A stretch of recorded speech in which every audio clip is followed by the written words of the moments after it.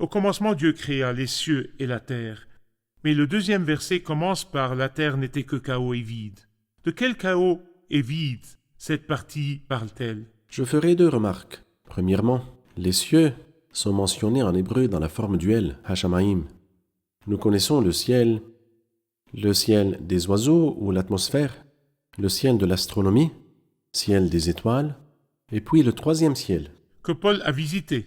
que Paul a visité. Parfait. C'est ce que nous avons dans la Bible sainte. 3 cieux, n'est-ce pas?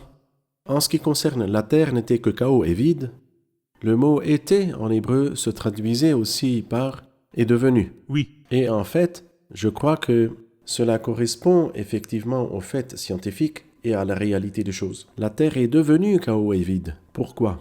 Car nous avons dans Ésaïe 45, le verset 18, ce verset dit qu'il a créé pour qu'elle ne soit pas déserte, qu'il a formé pour qu'elle soit habitée. Et le mot déserte est précisément la terre était vide. Tohu. Non, elle n'était pas. Dieu ne l'a pas créée tohu vabohu, qui est le mot hébreu pour chaos et vide. Non, il ne l'a pas créée de cette façon, mais il l'a créée pour qu'elle soit habitée. Qu'est-ce qui s'est passé? La Bible ne le dit pas, mais il est probable que soit survenue une catastrophe.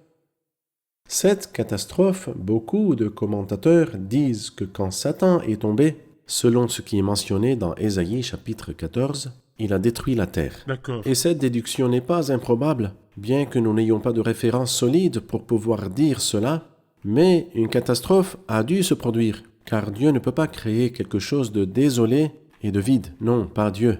Car Dieu est extrêmement organisé. Un artiste magnifique, il ne peut pas créer le chaos et la confusion. Non. C'était le résultat d'un désastre universel et probablement causé par la chute de Satan. Parfait.